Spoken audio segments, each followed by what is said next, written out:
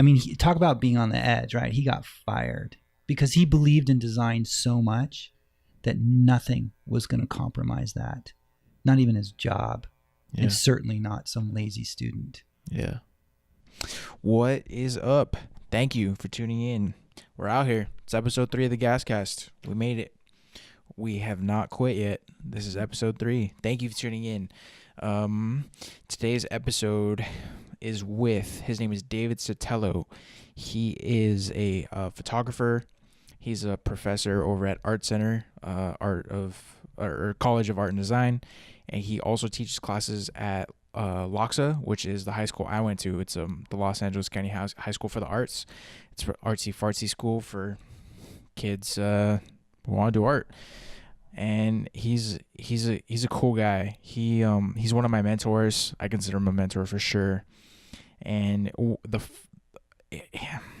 if not the only, but I'll say, fuck it, the only person in high school that got through to me.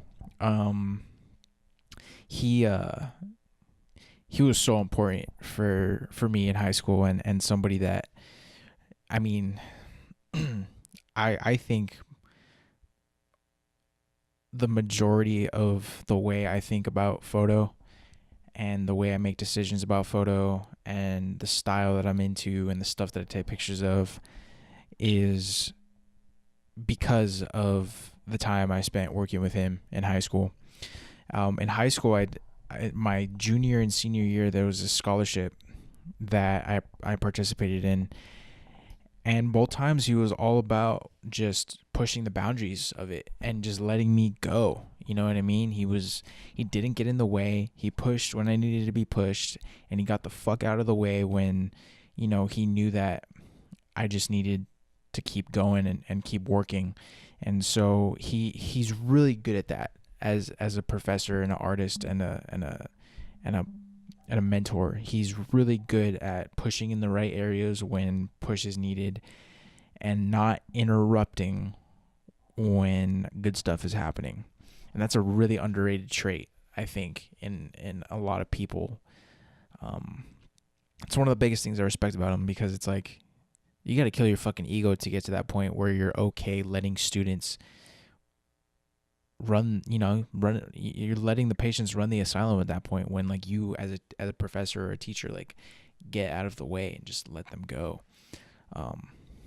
One of the coolest guys I know, for sure. Happy I had him on. The interview itself, I think it could have been a little better.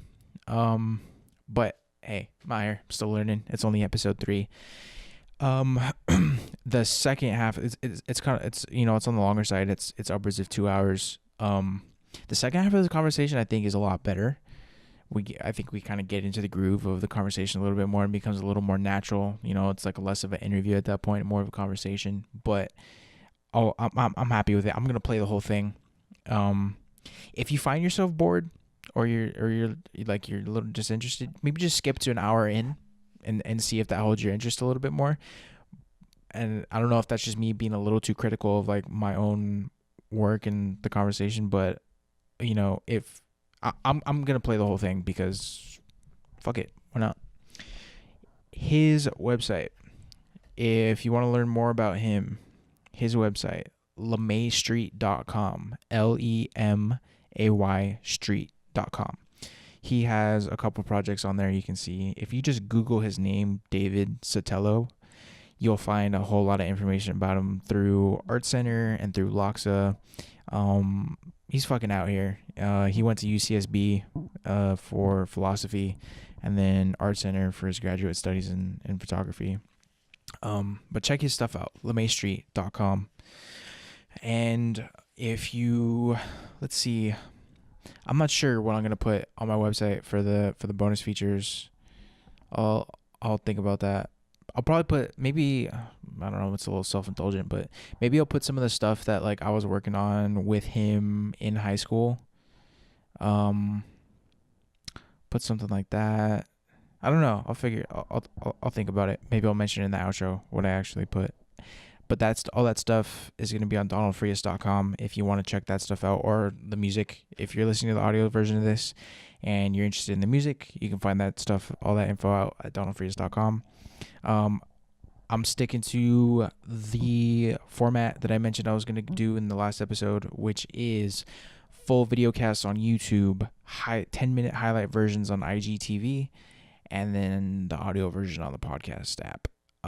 Again, I don't know I don't know how Android people get their podcasts, partially because like I'm too lazy to fucking Google how to, like, the Android podcast app, you know what I mean? Like, is there one? Stitcher, I guess. Stitcher, but until somebody complains and says, hey, like, I can't get the podcast, or like, I don't want to watch it on YouTube and I'm on Android, I'll be like, all right, I'll figure it out how to put it on another platform. But I think that's it. If, as always, I've mentioned in the past couple episodes, I got 2 photo books out.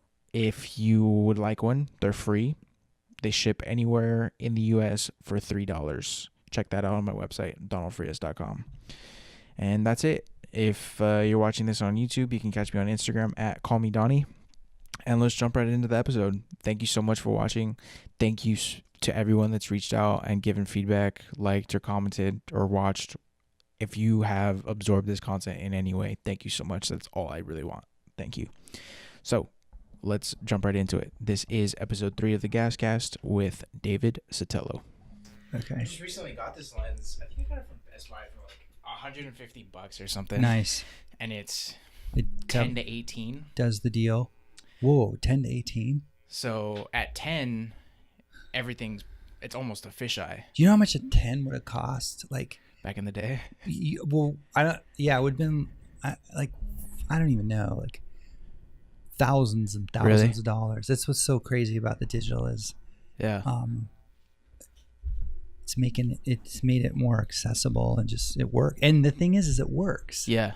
Like, this stuff works. So it's almost cheating in my eyes with that thing, because if I'm able to get close enough at like 12 to 14, right, it's half the deal. Yeah. If I can get that personal, right, it's already half the battle there. Yeah, it's like my instinct was always, well, I guess I was trained that way, is like, this didn't exist, so anything that did something like that was like an infomercial on some bad TV station, like, we got this lens and da. But that's not the case. They're phenomenal. Yeah. And I keep getting more and more surprised by how good the technology is at a consumer rate or whatever it is, and so I just keep getting it's a little bit hard because you're like used to, I mean, as much as you try, it's like the value of something goes into your brain a little bit, and so, but no, like, it just works. That stuff just works. So just to finish up my little spiel about my quote unquote format is, wherever the conversation goes is cool, and like, I'm all about talking about whatever, so nothing's off limits. You can mention whatever you want, and then we can always edit things out if like we're talking about students or something, and you decide that like you'd rather not mention somebody's name or something like that. I could always go back in and just edit that out. So that kind of gives you the freedom to just say whatever you want. And then afterwards we can edit things out. Is there like a theme or I don't know, like are you trying to get at, like, is there something that you're actually trying to get after or get at? Like, what is it that, I mean, broadly, just, or like, I'll help you. Like, if you tell me, like, I can, get myself over there or over there, depending on. My general concept for the entire podcast is like interviewing artists and entrepreneurs and like hustle people, like people who do anything kind of on their own. As it comes for individual episodes, like kind of, I think kind of the beauty comes from like talk like the unexpected. Oh, I was listening back to one of the first ones that I did, and it's amazing how much I don't remember saying. But for you, okay, well, to start, I usually write a little bit before an episode, just like, okay, what do I want to talk about, or what do I want to get to, and like I realized I don't really know much about like your background. And in the conversation we're having the other week on Tuesday about like, we'll get into that too. I really want to get into kind of like the philosophy of teaching and like some of the stuff that you've learned. Okay. But to start, okay, like where were you born? So I have a weird background. Well, it's not weird, but for me, it's not the most comfortable thing to talk about. Okay. So, I was born in Long Beach. Okay. And then my folks separated when I was very young. I don't have a real clear picture on exactly what that's all about. And then we floated a little while with my mom, and then we wound up in Van Nuys. And then I ended up living in Van Nuys. Yeah. So, and then let's see. Then I went to a high school. My folks moved out west. Well, my mom got married, and she moved out west to the valley in like the Woodland Hills area, and she got married, and so they bought a house out there, and because they were all the way out there, I went to a high school that I didn't want to go to, and then and then just went to school after that, and wound up at just wound up going to college, and then where was that? I wound up at Santa Barbara, and it was like that was really important. That's sort of the first time I was in control of my life. You know, and I also felt like I was having the conversations that I wanted to have with. Well, it's not even so much that, because I was trying to have the conversation I wanted to have before, but I was encountering teachers who were like teaching me. You know, it was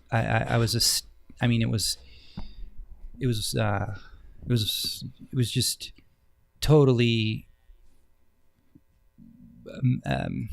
remarkable what I was hearing from these teachers, and I thought, okay, I'm in the right. I'm actually finally listening to people who know what. It's not even knowing what they talked about. They knew what they were talking about, but they were interested in figuring stuff out. Yeah, you know, their whole thing was just remarkable. So I have a very probably really typical but Catholic upbringing, where I was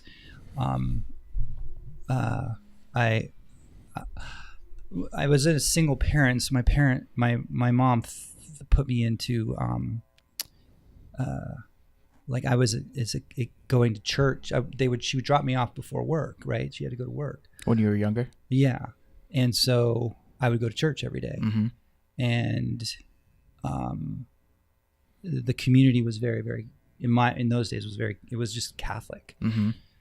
And it wasn't until college I was able to have some deep theological conversations, and my relationship with the world was with God. I wasn't like I guess I was a religious person, but I was not in a place where I could ask questions. That was kind of your lens through everything, was like everything is that you would brought up with was kind of like through religion. Yeah, through the Catholic religion, and everything. And we you know, it wasn't unique. We all had questions, and I think it's funny because it's sort of I feel in some ways shame for buying into it, even though you're a child, right? Yeah. Um, but I can remember the fear I had of thinking bad thoughts and doing bad things and all that. And Yeah. And so the biggest narrative in my head, well, one of the biggest narratives in my head was like, can you just answer some questions for me about this stuff? Yeah. And of course, in those days, you didn't get answers for whatever reasons, whatever. So then once I got to Santa Barbara, I studied philosophy, and the only reason I studied philosophy is because it was a way to encounter those conversations. Yeah. And it was I just was. It was a big deal for me. And I was just in class, like I was a normal kid. I wasn't like I was like in the classroom. No one knew. I was just riveted to this alternative answers, and it's stuff that I needed to hear. Yeah. So Santa Barbara was that experience, and it wasn't just philosophy. I had some English teachers, and even what is it called, a teaching assistants, because in some of the classes they were so big, and these people were just like, it wasn't like they were even my fellow students, it was that they weren't coming at you like you were dumb. It was kind of like Loxon a little bit. Like I see the kids at Loxon. There is sort of a nurturing, supportive atmosphere in it, and it's you felt comfortable enough to be wrong. Yeah, that's huge. Yeah, and so the teachers could, and in fact, the teachers would scold us for not being wrong in our exams. Which is interesting because I remember getting chewed out, but this professor who I actually admired, and he's like, you're just regurgitating what I'm telling you in the notes, know. And I was like, that's solid, like, okay, because I was so terrified of wow, that's right, that's amazing, dude. Okay, well, me and I'm surprised. I mean, it makes sense that you haven't met him by now, but my business partner, Adrian, and he's a longtime friend, we were talking recently, and he was talking about when he was in high school. It sounds kind of like a similar experience where he had questions that he wasn't allowed to ask. Like, wait, why are we doing this? Like, forget how to do it. Why are we doing this? And like, that wasn't promoted. And it's also, we were talking about it last week, of the whole thing of like, don't do anything just for the sake of seeking the teacher's approval. Yeah. So that sounds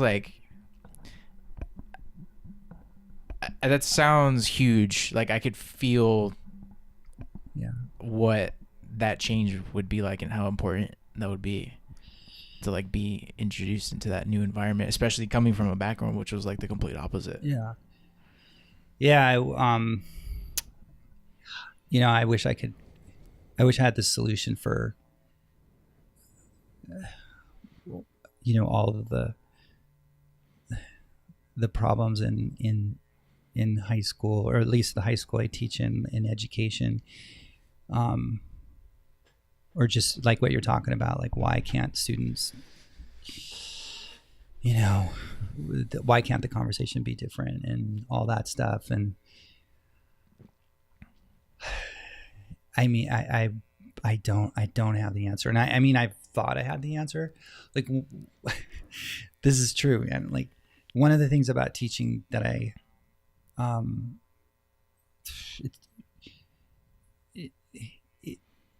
remember I read a really good book by this teacher, and he, one of the things that he said is that you should assess constantly. You should be constantly assessing in the classroom what the students are learning. And forget the title of the book, like what teachers should know by, and it had Harvard on it, you know, and it had all these good ratings. So, and it was, and I read it, you know, Mm-hmm. and, you know, these are the elite, you know, educators or whatever, scientists. Mm-hmm. And he was basically saying that all these brilliant people forget their lessons from the previous year. Like these people, The students. these Ivy League, you know, scholars essentially who were getting A's in these classes were being tested after the year and were going back and solving problems in a way that they had been doing before they took the class, Mm-hmm. if that makes sense. And I was like, oh my God, like here's these guys and girls that are super smart and these teachers that are in, they're not learning. Yeah.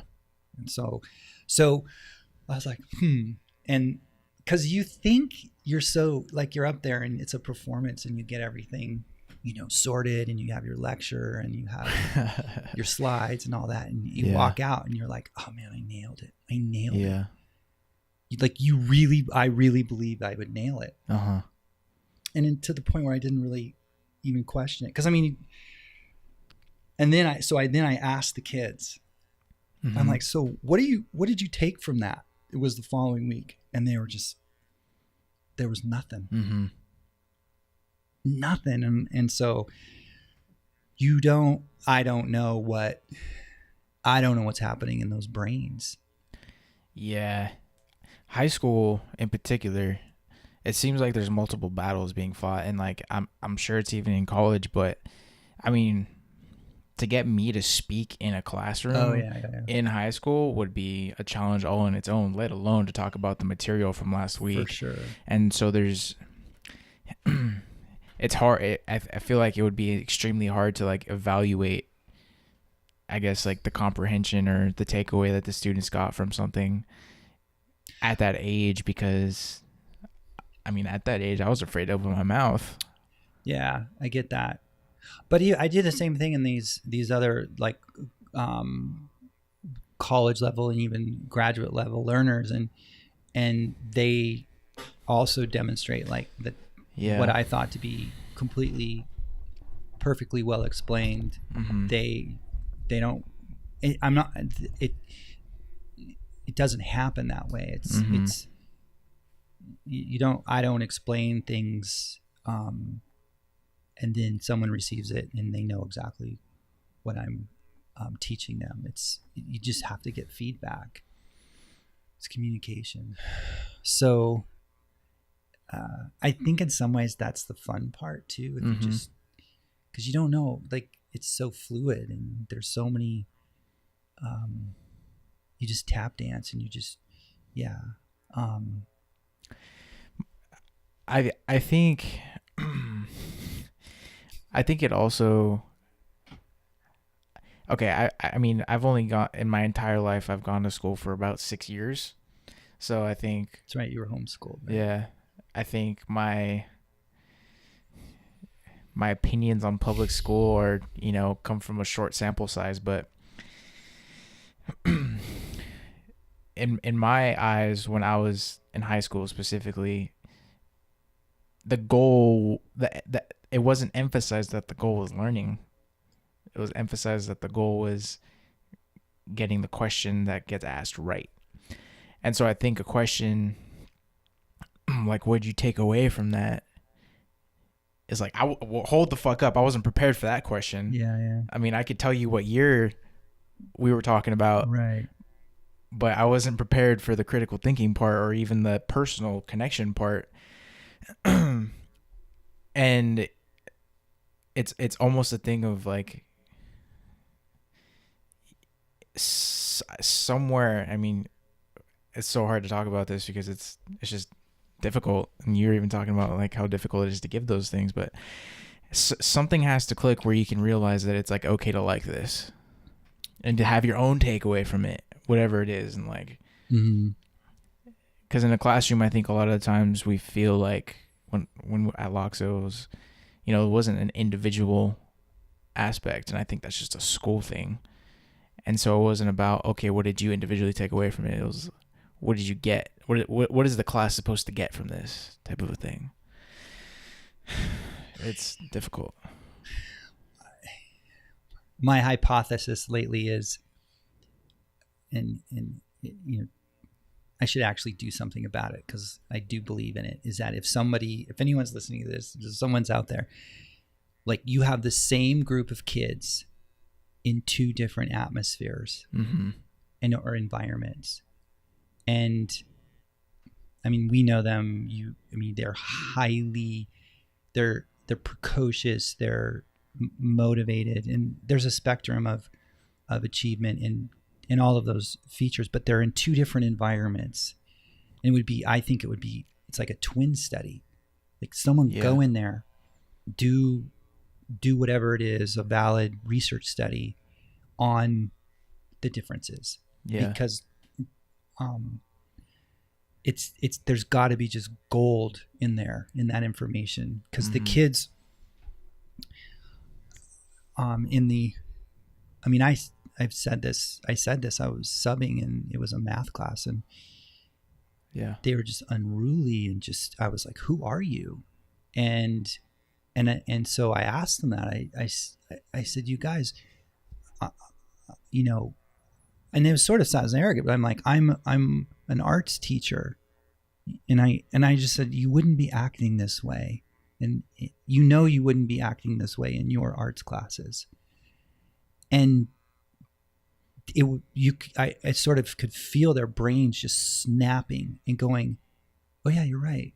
Not that I'm right, but it's like, they're like, oh yeah, even though we are in this academic setting, I don't need to whatever frame things this way or act this way. And they changed. Mm-hmm. And so I don't know what that means, but to me, it meant a little bit of like, they need to take responsibility as well for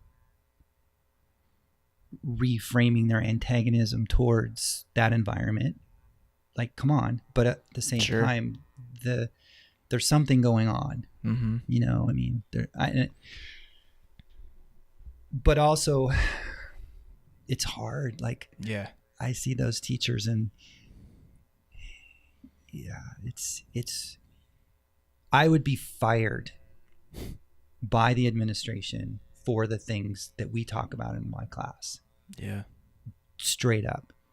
And fundamentally what I find so frustrating is that it's rooted in the assumption by the administration that I'm incompetent, right? I'm not competent enough to build a rapport with you and a trust so that eventually you come to me and you say, well, what do you think about this? And then you can start teaching. So why don't we just create a rapport, respect the institution, but allow the teachers the freedom and the respect of competency? Yeah, it's like, anyway, I'll go on it. I mentioned it to you last week, and I've also talked about it on this podcast a little bit, but the Defiant Ones, the documentary that I mentioned, and I'm the whole idea is don't get in the way. Yeah. And so it's like, if you could it sounds like a possible solution was just let the arts teachers be arts teachers, and it would work. Maybe. Yeah, and people think like if you're not in, maybe if you don't have direct experience with high level art, you might think that it's letting people do whatever they want to do. And it's if you've ever watched ballet, if you ever watched classical musician, if you ever had a conversation with a visual artist, you would know that's not the case. Yeah, like it's the opposite. We hold the integrity of the medium sacred. Like there's so much worth. We believe there's so much worth in what we do because we put so much time into learning what we've learned, not for money.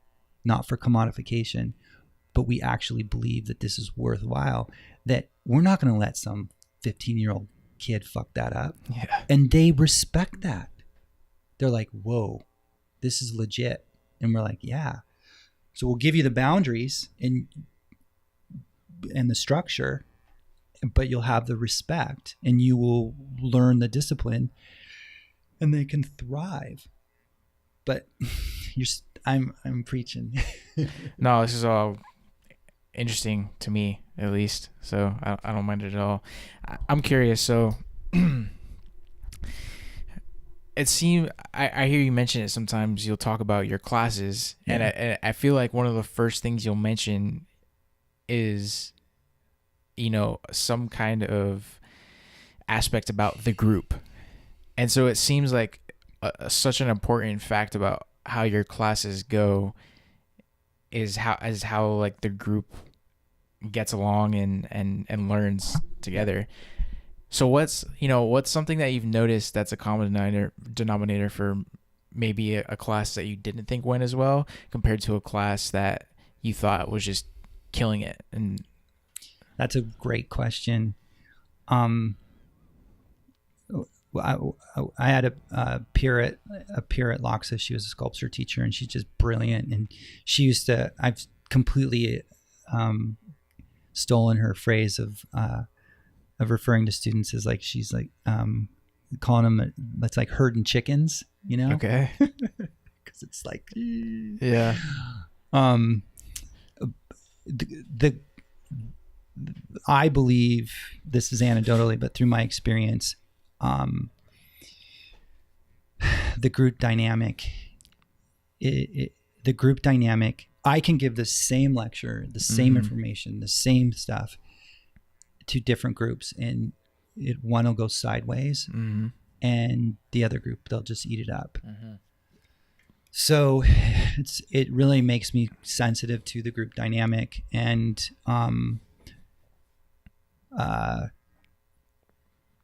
in my opinion, so what I do at what I do at some of my classes is I contact my better students, and I'll ask them if they want to audit the course.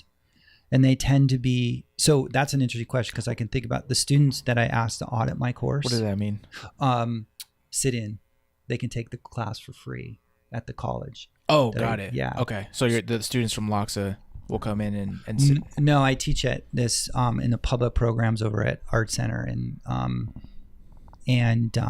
I'll invite people to come and just take, because the classes are super expensive and Got it. It's kind of a nightmare.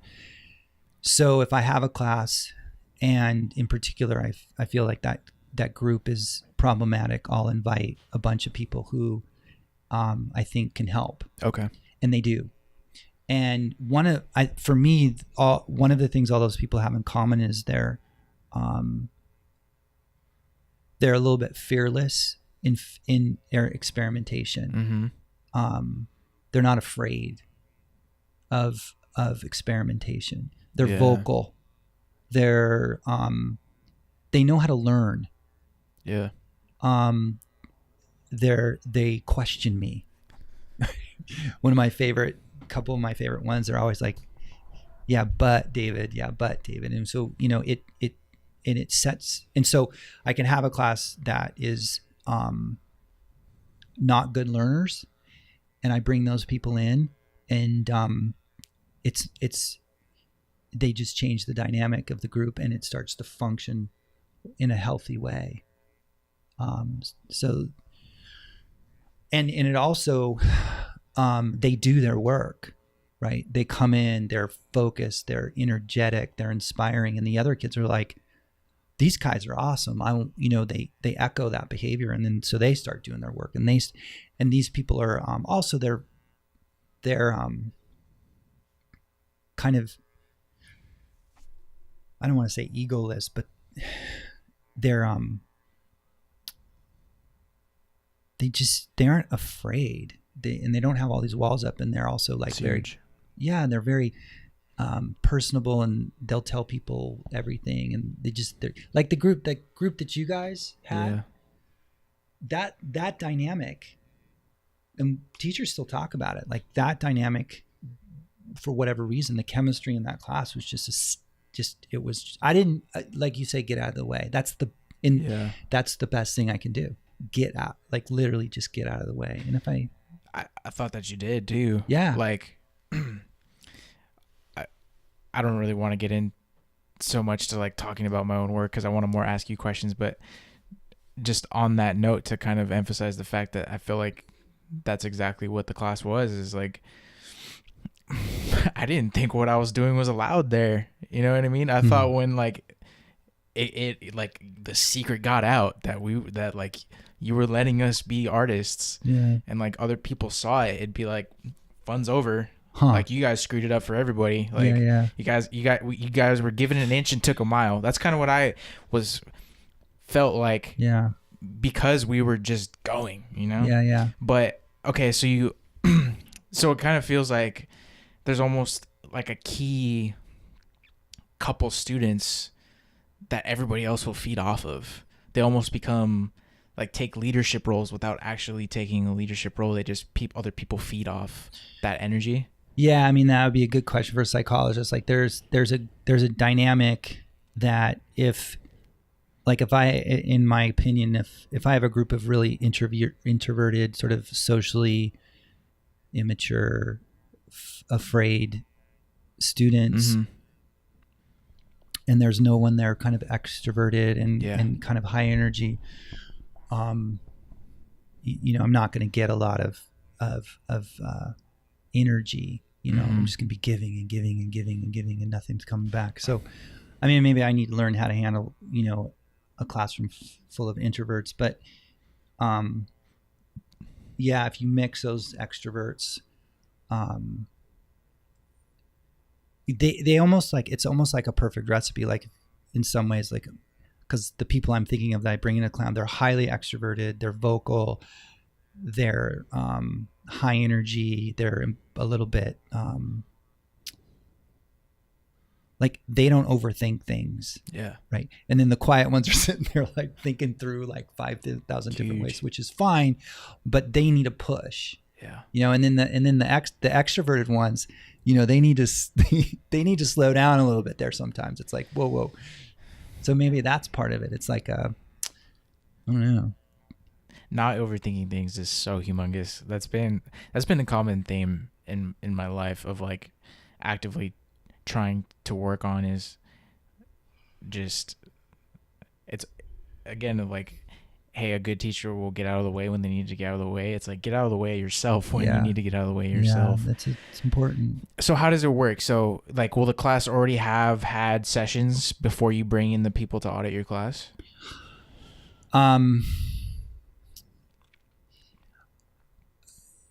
If I'm in a class and I get a sense that they're sort of, there's a weird dynamic, I'll immediately contact like a bunch of people that I think are helpful. And are they kind of undercover, or do the other students know what's happening, or? Well, these students are spending a lot of money, so I don't tell the students that and I don't tell them. Literally, they'll fire me. Yeah. The administration will. So here's an example of like what I would consider, you know, the administration values the amount of money they get per student. Sure. Right. But they forget how to create an incredibly worthwhile experience. So if I have, you know, 10 students and we're not doing well. Yeah. Like it sucks. Mm-hmm. Like it sucks. Well, even though the school got their money, they're not going to come to the school. It's not a worthwhile experience. It's not. Right. But if I can bring in 3 people or 4 people for free, that completely transforms the experience, and they're excited and they're inspired and that's worthwhile. Yeah. And that kind of competency does not exist in a bureaucracy. So I have to lie and hide and be afraid of my job, because all I'm doing is I'm valuing the student more than the institution. But in some ways, I'm also trying to make Making the institution better. Yeah. Right. So You're kind of picking up their slack. Like, yeah, there's a flaw here somewhere. You guys aren't going to do anything about it. I'm going to take it but into I'm my not own smart hands. enough to make those decisions, right? I'm not smart enough to be able to navigate Quote unquote. the the psychological dynamics of a group or the school or the classroom. I'm not competent. That's not right. Well, are there other teachers that do that? I don't know. That's fascinating. Yeah, I don't know.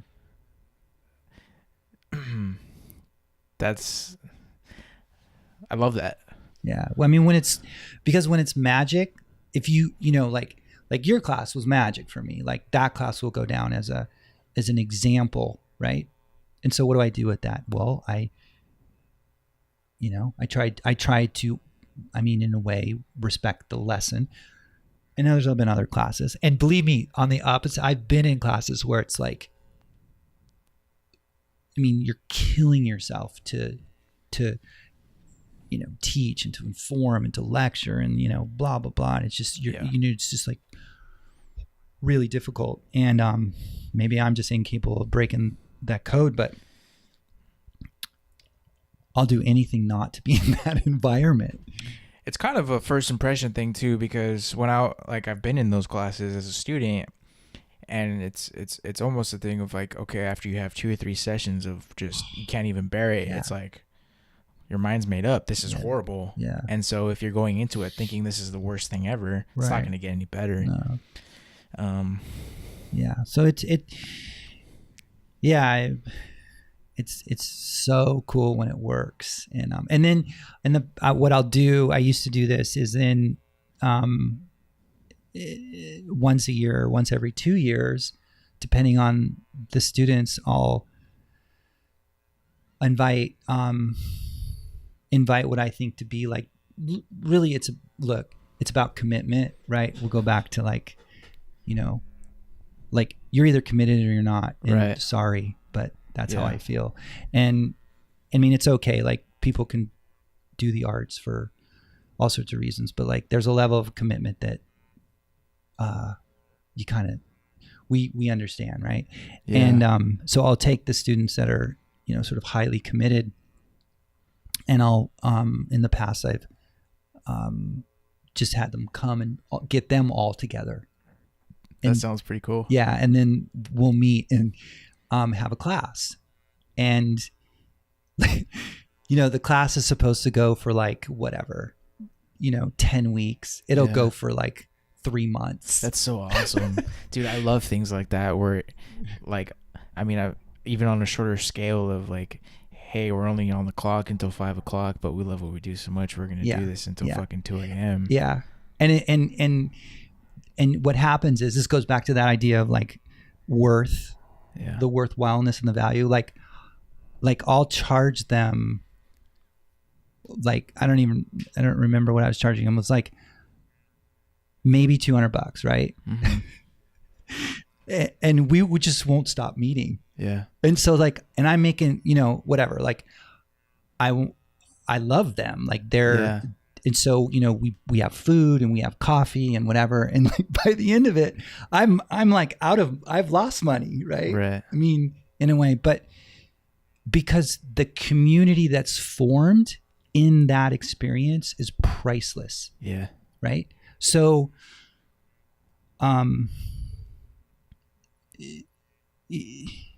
yeah, I wish that administrations and schools would, I don't know, just be more, they would have more students than they would know what to do with it, but just it would go off the book a little bit. It would take time, but sure, like, I don't know, there's like these very famously productive moments of community-based learning, Black College Mountain or whatever it was, or Black, and you get a group of people together and it's just clicking, and it's like it's inspiring as hell. Yeah, I guess the question comes down to is like, what does the administration care about? Because like, They're Are they a just, business? You know, is all they care about money, or is? I guess the question is, how do you get somebody who thinks about it and cares about it the same way you do to be in a place that makes those decisions, that's able to change stuff? well, And I've seen a lot of assholes. yeah. What did you say? Black Mountain. It's called Black Mountain. It was Black Mountain College. Try that. Black Mountain College was an experimental college founded in 1933.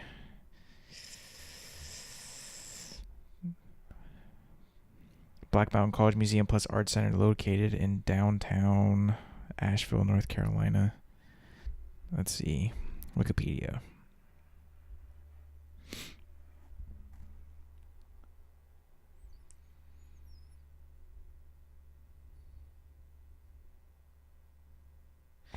Committed to interdisciplinary approach, prioritizing art making as a necessary component of education and attracting a faculty and lecturers that included many of America's leading visual artists, composers, poets, and designers. I've never heard of this. I'll bookmark this. Yeah. So there's lots of examples of, well, there's a fair amount of very powerful examples of people, in my opinion, sort of we're doing it right, and you know, some pretty magical things happened, and Yeah. you know, and I see administrators that actually are trying to do it right, but they in themselves are dealing with a bureaucracy. Yeah. And board of directors and stuff, and they are legit. Like they're smart. They want the right thing, and in teachers like this too. And you know, they're almost like, in some of them I see, it's just like you bang your head against the wall for so long, and then you sort of stop. Yeah. And you know, so it's nuanced. Yeah, it's not easy.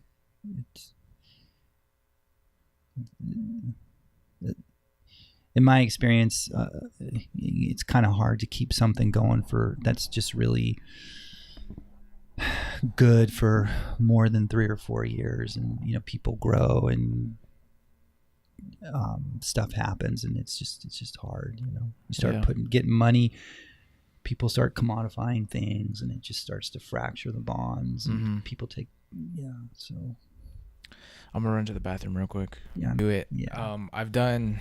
I think this is gonna be the 6th that I've sat down to record, but it will be the 3rd that I'll put out, just because the other 3 were really bad. Yeah. But I'm so glad I started doing this. It's so much fun. Yeah. Oh my God, it's so much fun. That's cool. Yeah, it's the first time in a long time that like I felt how I thought I should feel about doing something, which is kind of a weird abstract idea, but you're yeah, it was, it's where you want to be. yeah, I feel like I've heard other people on the internet talk about it being like, yeah, that's all you should want to do, and you know, you should be thinking about it all the time. And I've had hints of that in my other work, but you know, it may just be a honeymoon stage, it may not, but it's just been a blast. And I don't know, I don't really care where it goes, you know, like I'm not worried about if it gets big right away. I'm like able to be patient about it. And then I just put the first one out yesterday. Nice. I had it in my pocket for a while because I was waiting to get approved by iTunes and all this stuff, and I put it out, and then I spent like 6 hours making little videos so I could put on social media and stuff. And you know, maybe like 4 or 5 different people all kind of like heavily supported it, and it was just like the coolest feeling. Yeah. That people, like, even though they're my friends, connected to it. Yeah. You know? So maybe I'm fond of podcasts too, and what's that really famous interviewer lady, she does like NPR, and she does oh gosh, she's in the same reign as like This American Life. And, Terry Gross. yeah. Like I would not want to be interviewed by her, man. Yeah. Yeah. She would just, you'd be naked. Yeah. Yeah. But those yeah, those but you can learn so much from those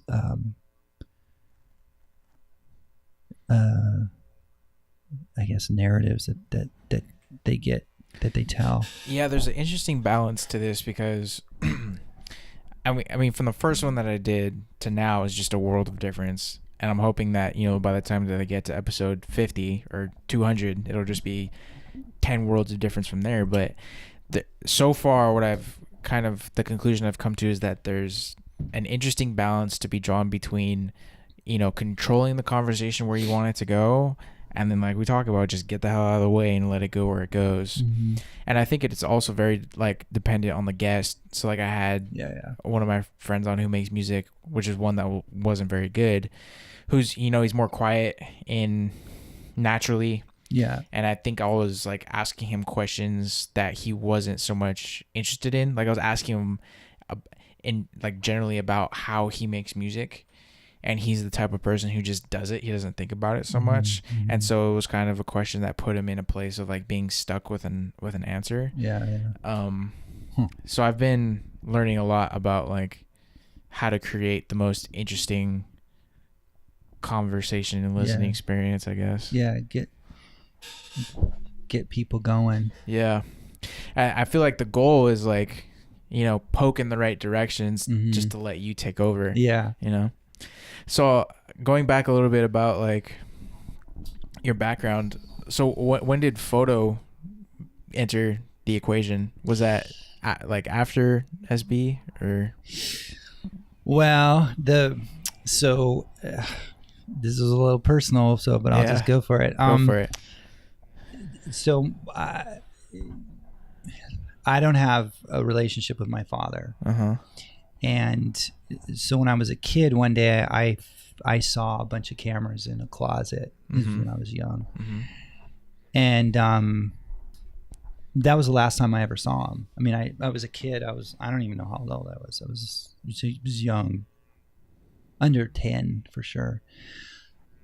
But and then I never saw him again or anything like that. But in a weird way, it was a connection to this person that I whatever didn't, you know, obviously want to be connected to. So in some ways the camera was this weird connection. And so I struggle with that a lot because it's sort of a reminder. Not so much about that relationship, but just, you know, because as a you know, I've doubted myself in my journey in photo constantly, right? Sure. And I'm always, well, there are points where I was like, well, maybe I got into this for some, you know, lame you know, need to be related to, you know, that situation. Is it really my path? Is it really right for me? Was it a relation? Was it a bond that I created, a false bond, you know? But then what happened in Santa Barbara was I started working for the Santa Barbara school newspaper. Okay.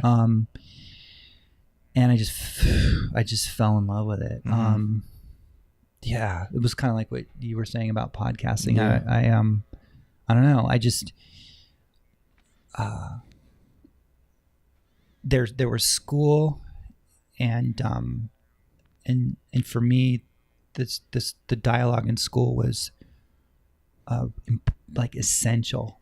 It was essential, like the whatever. And then outside of school, I had some amazing people who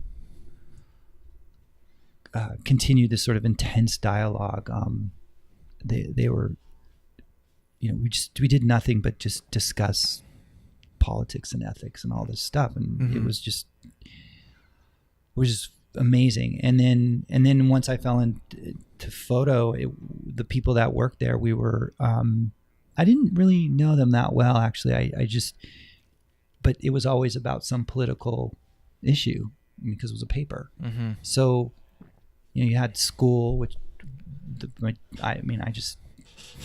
teachers were just, for me, it was really important. And then my roommates, which were like highly political and all that, always just, that's all we would do. And what year was this? Oh God, in the 90s, early 90s. Yeah. So was there, I feel,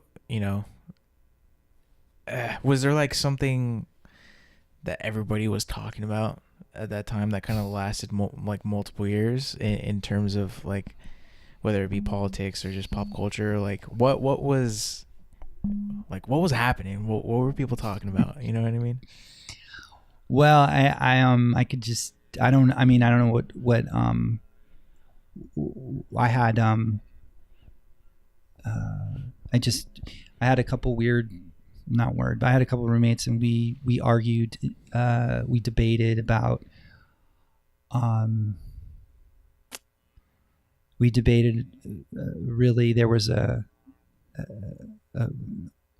huge tension between sort of kind of the culture of Reagan,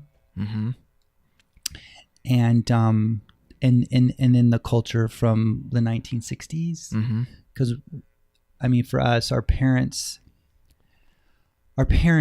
really, well, in my background and my roommate's background, at least to some extent, I grew up in the Kennedy era was very important. Like every classroom you walked into, there was a picture of Jesus Christ and John F. Kennedy. Yeah. And the civil rights movement, and those values, and then the devastation of all the assassinations, and it, and then the music and the I don't know, just the culture of the 60s, the late 60s. And then there was Reagan and the young Republicans, and one of my roommates was a young Republican, and very smart, like just really intelligent, articulate. And we would just grapple with these concepts, like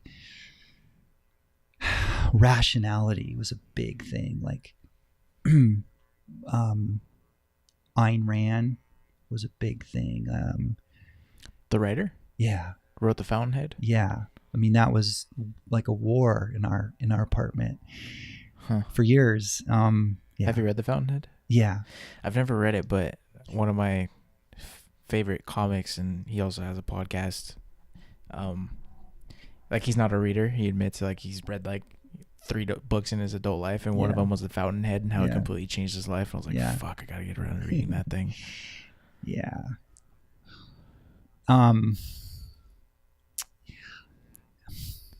mean, yeah.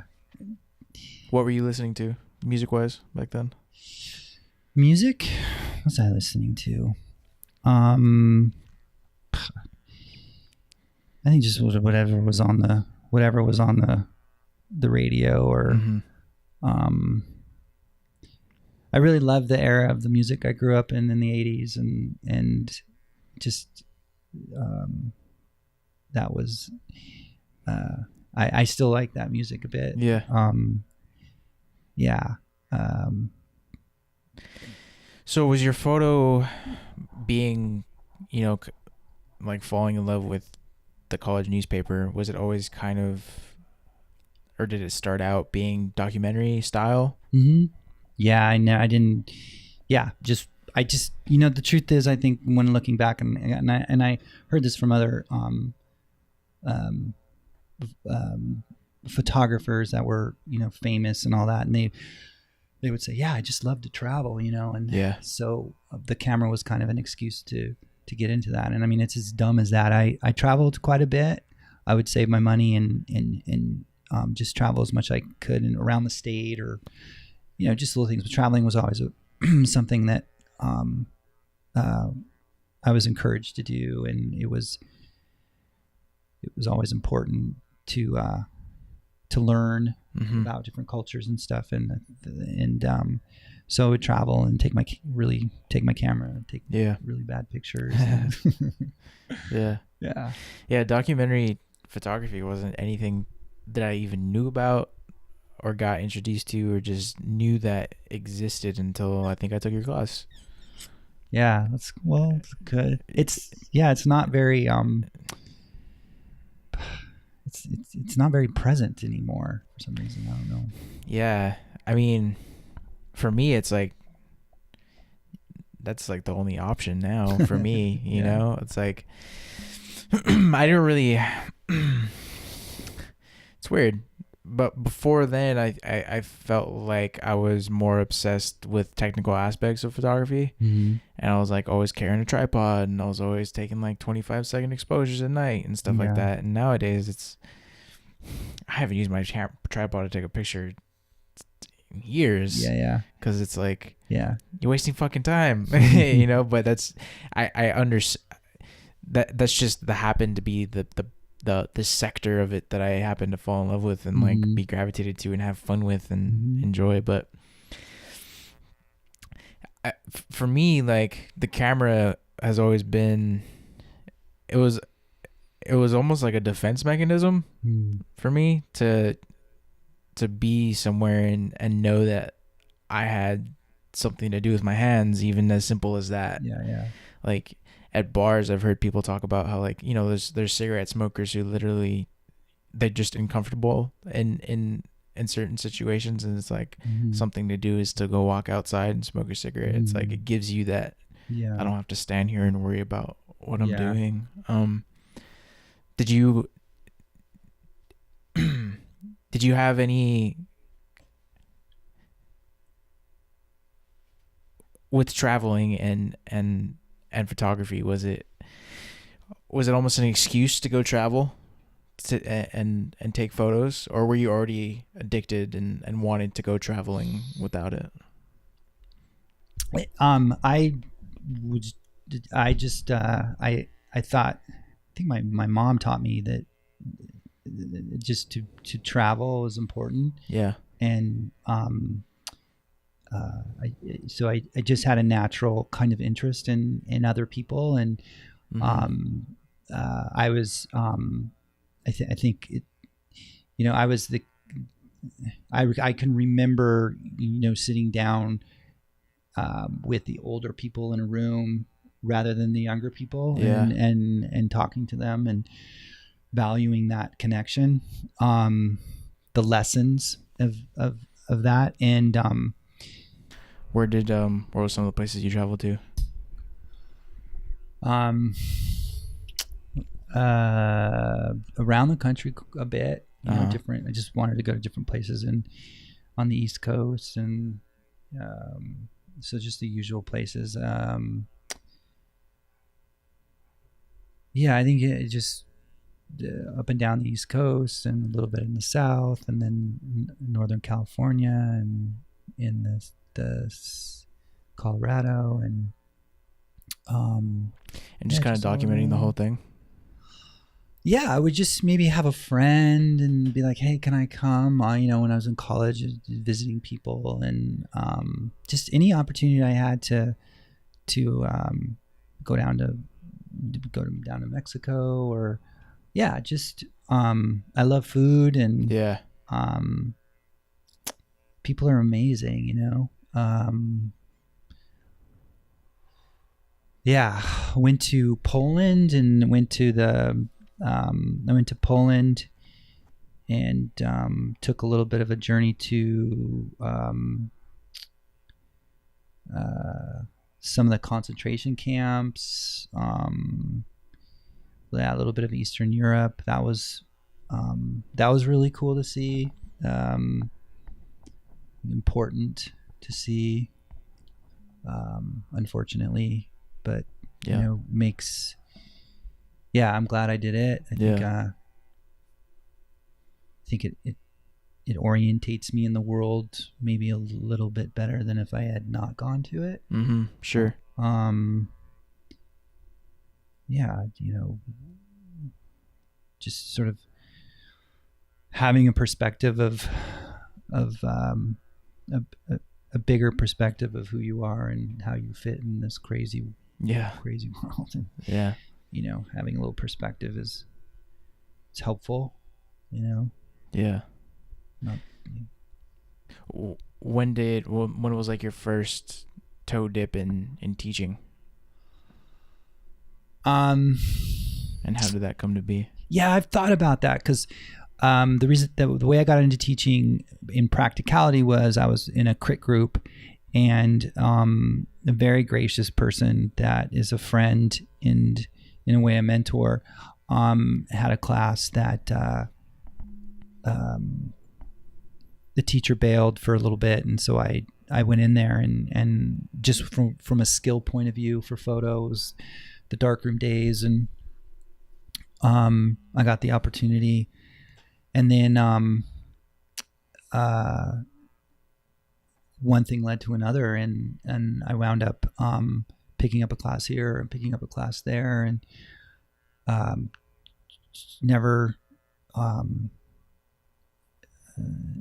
never thought of myself as being in the classroom before. I mean, yeah, I will, you know, I'm you know, I might be okay in a photo classroom, but like as a scholar or anything like that, you know, that wasn't going to happen. And but my obsessiveness with photo, you know, got me in there, and then from there, just one thing led to another, and it just expanded and expanded and expanded. Yeah, it's been huge. Yeah. Do you think that's just a as big of a part, if not bigger, part of your life, teaching, than photo itself? For sure. I would be 10 times worse as a photographer if it wasn't for teaching. Just the research and the communication, and having to show up in a classroom and be articulate forced me to probably push through some ideas and concepts, and just than I would have been. I mean, you know, you talk to your friends, and I might have a crit group here and there and do my work, but my work was super confused and inarticulate, and just even though I prided myself on my, you know, my search, you know, I was committed to figuring this stuff out. My formal education at the college I went was not good, and so I spent all this time in the library trying to find what I was looking for. Mm-hmm. Kind of like the Santa Barbara thing in a way, and you know, just I worked really, really hard to try and sort out things. Yeah, it was quite the puzzle. And then teaching and my peers, and yeah, it just figuring it out. I had no mentor or you know, really. No. Yeah, I always wanted a mentor, you know, I always wanted someone to help me out. But yeah. I think mentors can come from all different types of places. Like, I consider you one of my mentors, especially for photo. Yeah. But I think especially like in the entrepreneurial, like online community, like the whole thing you hear is like, get yourself a mentor. And like, I think everybody thinks that their mentor has to be somebody that's sold like a $500 million business. Mm-hmm. In reality, I think you can learn things from anyone. All you want is just somebody that's done it before. Yeah. Whatever it is, life, you know? Yeah. Relationships. travel. Just somebody that's willing to share some piece of information that's all you need. Yeah, in some ways too, a mentor is a validation too, because you know, if someone says, hey, you know, I'm willing to spend time with you and talk with you. It's a form of validation, and yeah, that's awesome. Yeah, for some reason, you know, a couple years ago, I thought, like, why would anybody give knowledge away for free?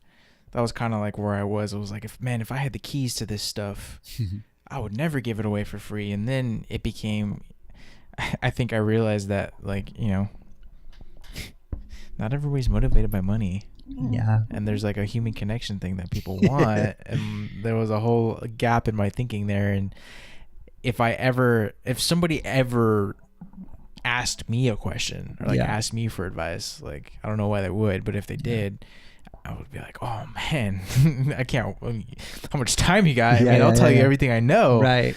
And so it's, I think I started looking at it that way of like, you know, it's possible that these people I'm asking questions to are like seeking quote unquote mentorship from, you know, are getting just as much out of it than I would get from them. And then it's almost like a magic thing of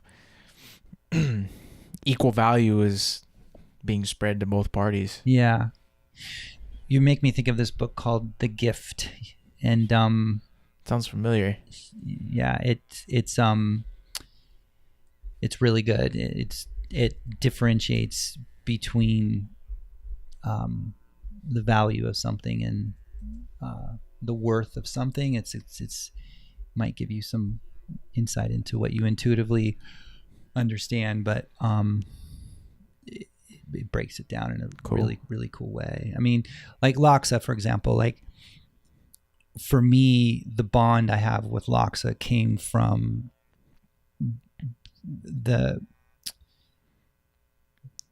breaking bread that we had in the classroom, you know, the vulnerabilities, the trust, the mistakes, but the integrity of trying to work stuff out and failing and like you guys will, I consider you guys will always 100%, I will honor that bond 100%. Yeah. And that has nothing to do with money, you know? And I think that,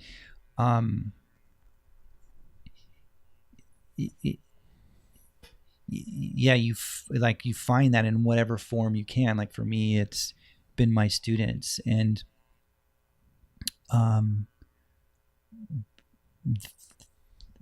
you know, it there's nothing worth more than that. Yeah. Like it's just no, right. It's not. So it's powerful and it's important. And if you have, you know, they say that as you get older and stuff, people have done research and found that people who get older but have meaning in their life through their interaction with the community in a valuable way are happy. Mm-hmm. Right? Because they have worth. Yeah. And they're unhappy when they aren't connected to something worthwhile, regardless of, you need a certain amount of money to, you know, not be always consumed with not having it. But right. So, that's what that book's all about, kind of. There was a study I referenced in the first podcast that I saw about there's kind of like this decreasing exponential value of money in your life. It's like you know, when you get to $50,000 or $60,000, there's a big jump in your happiness because for most people they're able to pay off their bills. Mm-hmm. And you know, there's a little bit left over, and then there's a big jump at 100,000 because at that point they're able to take some vacations, and right. You know, they're not so worried about when they go out to eat, you know, and then every increase in wealth from that point on has, you know, doesn't bring as much of a jump in happiness because at a certain point you have everything you need, and the rest of your happiness comes from other places. You know, Yeah. your worries are taken care of at that point, and that's it's also just like a mentality thing. You know, me being single and on my own, it's actually astonishing how little money I need Right. to like have the things that I need. Yeah. And I think that's almost a freeing realization. Mm-hmm. It's like, oh shit, it's like I'm actually in control of this thing here. Yeah. Yeah. Money. It's a huge topic. It's, I mean, I think when I think of money, I think of, kind of, sometimes I think of addiction and things that, things that we do to fill in this sort of suffering and pain that we have inside, and money is one of those things that we can numb that pain with. Mm-hmm. And it's like it's something that we think is supposed to, like, it's what we're supposed to quote unquote want or to be chasing, or it's supposed to be the thing that cures these problems. And it's promoted to, it's to, I mean, I think they say shopping and stuff like that is gives you a little shot of dopamine. And I mean, just thinking back to the 80s and stuff, and people just consumed with consuming. And it's pretty ruthless, like just more and more and more crap. And I no judgment. It just I think as living without a lot of money my whole adult life, I was forced to not be that way. But I mean, if I had that much money, I'd probably be that asshole in the convertible, not that they're assholes, but who knows, who knows what, but I mean, I was forced to learn that I couldn't have those things. So, it's hard, but good lesson, I guess. Yeah. Yeah. Getting back to photo a little bit, like something that I've been exploring recently is taking photos and then taking photos for the sake of a specific project or a specific purpose. Like for my own work, like I've created 3 books, quote unquote, books that weren't necessarily shot for, they were shot and then put together. Yeah. And I mean, this would be more of a question for the particular artist, but like, like a Tulsa or like an Americans or something like that. Do you think it's important to have a balance of both, or do you think it's all about like, just go get it and then put it together? Like you talk a lot about the editing process. I remember like you, more than any other person with regards to photo, spoke about editing and how important the process of editing was. What do you think it's person to person, or what would be your guide for somebody who, I mean, for me, I guess, is like, I love shooting. I also have an idea of a project I want to make, but I don't want to restrict the photos I take, per se. Like I don't want to not take a photo because I'm trying to take this type of photo. Well, I spent a lot of time trying to study other artists. Yeah. And one of the places I found really amazing resources was that public broadcasting, Art 21. They do these. Yeah. And I mean, this stuff was gold for me, because I wanted to have conversations I couldn't have. And so being able to watch those videos and read autobiographies and was so powerful. And I remember this artist, they did it, Kiki Smith, and I watched that video so many times because there was a spirit to her, or is there to her? I mean, I'm not expert on Kiki Smith, but God, she has this kind of a just amazing spirit. And in her practice, there was this moment where she's making this object, and it's a sculpture. And I mean, from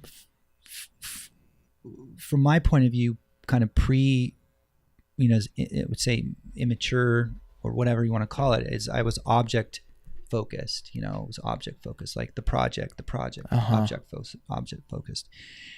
And I'm watching these videos, and there's this amazing artist, and she was doing this sculpture, and she talked about how during the process of working on this piece, like she bumped the arm or something, and the arm fell off of the sculpture, this thing she was working on. And her attitude of possibility was, well, maybe that's something that could be interesting. Yeah. And that was a huge moment. Because if she's saying that, I'm going to listen. I'm going to try to listen. Yeah. So, it's a lesson for me, it was a lesson in not object focused, but practice focused. And, what I personally have learned through doing a project is that, being open in your editing will often, result in multiple themes occurring in a project. So you go out with an intent and you start shooting, and then you edit the images rather than you editing for a final expectation. And if you can open yourself to that arm falling off, then you can actually discover the potential of those gestures that will be above and beyond anything you could have expected. And if you buy into that and you articulate that, you'll learn that that's true. Well, I learned that that's true, that if I can listen to the practice and look at the, armless statue, it's far, far more interesting and better than I could have ever imagined. Yeah. Because what I imagine is limited to my current knowledge.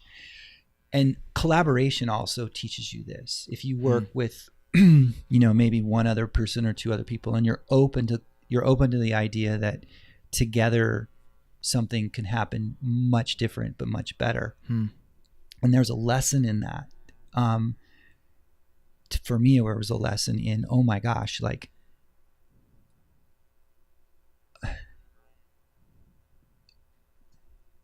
the consequence of my actions, or the consequences of my gestures, if I force the consequences of those gestures into a preconceived notion, one, the work sucks. Two, I didn't learn anything.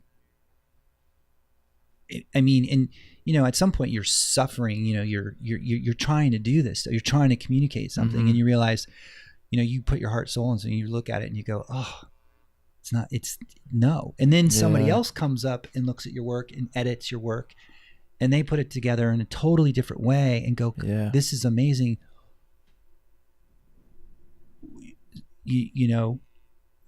That's a hard thing to accept, but it's the attitude that in a selfish way, almost, it's the attitude I have to accept in order to discover the full potential of my gestures.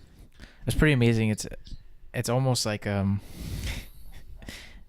it's almost like an ego thing of, don't let your first idea or your first intention be the thing that has to be done. Yeah. It's like, maybe just accept the fact that things happen unintentionally. Yeah, for sure. And go with it. I had a conversation one time in with a woman that was graduated in physics, and she was talking about her difficulty getting a job, and she had a PhD in physics, and she was frustrated because she couldn't get a job, and she was, and she's like, yeah, these engineers they're the ones getting all the money. And she explained to me how like engineering is the application of physics, and so I kind of thought about it, and I'm like, that's sort of like, in a way, the creative process. Like Kiki Smith was a physicist. She was interested in the phenomena that was occurring in front of her, regardless of any control and intent. Mm-hmm. She was open to, I mean, I don't want to speak for her, but the idea is that you're open to to just seeing the phenomena, and your edit is seeing what your images are telling you, rather than you imposing on it the formal, authoritarian rules of your ego and your expectations. And engineering, to me, is what photo is then what we do when we've discovered something, and we want to actually complete the statement. So you use your skills, you use your rationality in a way to articulate this thing you discovered. And personally, that's the reason I can keep doing stuff, is because it's that deeper connection and conversation of like, I don't know what's going to happen. And in fact, you fall in love with that. Like, oh, I wonder what Yeah. Do you think relying on that is like a almost being like, okay, when's this moment gonna come where I realize I like what I originally thought isn't the right way to go about it? When am I gonna realize that I need to let this happen instead of forcing it to happen a certain way? Well, I mean, do you almost like jumpstart the actual part of when you metaphorically knock over the arm, like intentionally knock over the arm? It's like, well, there it is, instead of I mean, you kind of make me think of, like, in a way, you make me think of that in a way in terms of relationships. So like, let's say, I mean, a partner, but let's say a student, like, I've never found it effective to force a student into anything. Yeah. But if I can gain the trust of that student, and develop a rapport and a relationship that then leads to the questions that I originally wanted to have with them, but I can't. So you have to wait and wait and wait and wait. And so, but you realize that they're fulfilling their potential, and you kind of fall in love with, well, you do, or I do fall in love with seeing someone, achieve their potential, or whatever you want to call it. And art is like that too for me. It's that it's unsatisfying when I execute my intention perfectly. Yeah. It's boring. Yeah. It's doesn't work. Like, now this sounds really shitty, but you can make a living off of that. Off of just giving people what they want. But you're not going to, I mean, I'm not going to be, why waste so a kid standing in front of you, right? Yeah.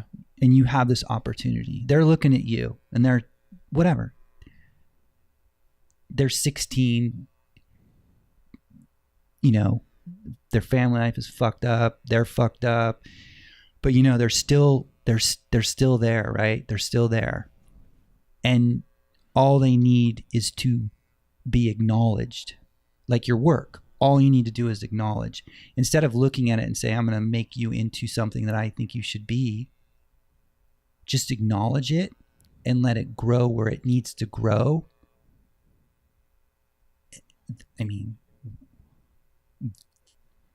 I'm done. Yeah. That's it. Like, that's it. So, yeah. This whole conversation, it's like we're talking about all the same things that me and my partner Adrian talk about all the time, just in different situations. I mean,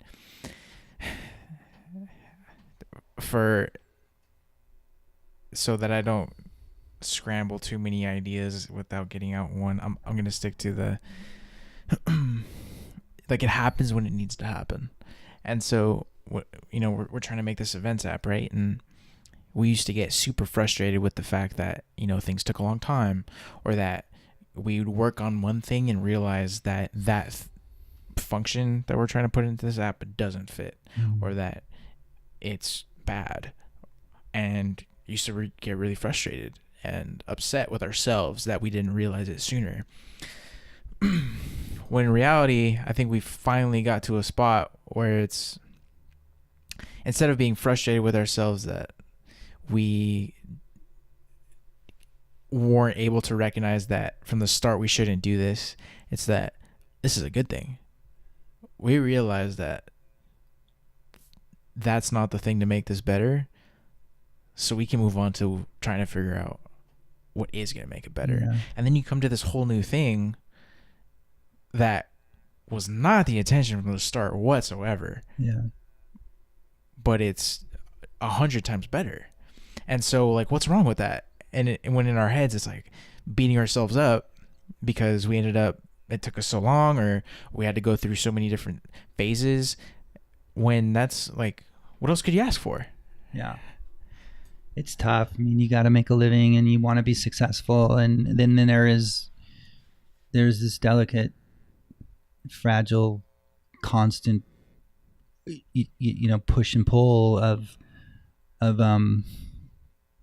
you know, when to nurture something and when to step in. I mean, control and not control, and you can ruin something, but then sometimes things, you know, I mean, I can say that, you know, I worry about losing a class, right? Or losing maybe a project because I push it too far, and finding those boundaries, but, or even maybe relationships, you push it too far. Or do you always feel like you're like one step away, or one sentence away from like ruining all the progress that was made up until that point? I mean, with a student, and particularly a high school student, and let's say I didn't sleep and stuff's going on at home and things are going sideways.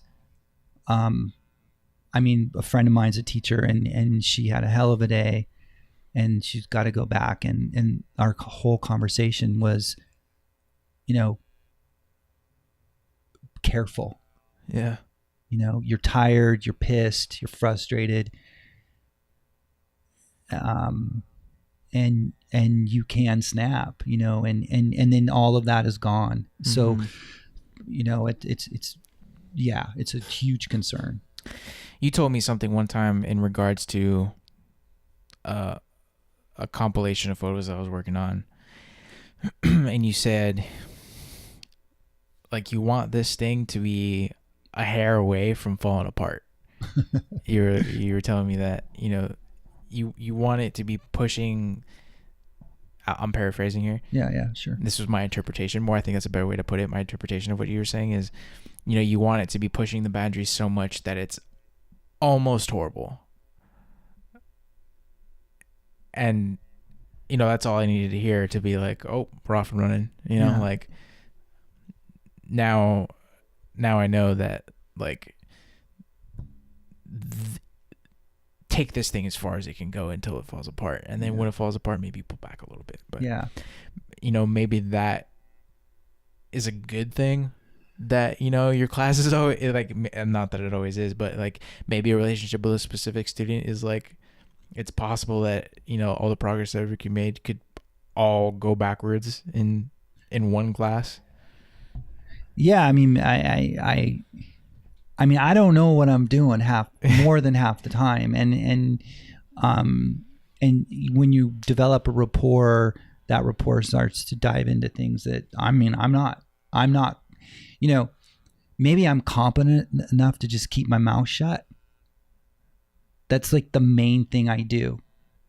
I think it's important. And I'm not doing it because I'm smart. I'm doing it because I'm terrified and I don't want to screw this up. And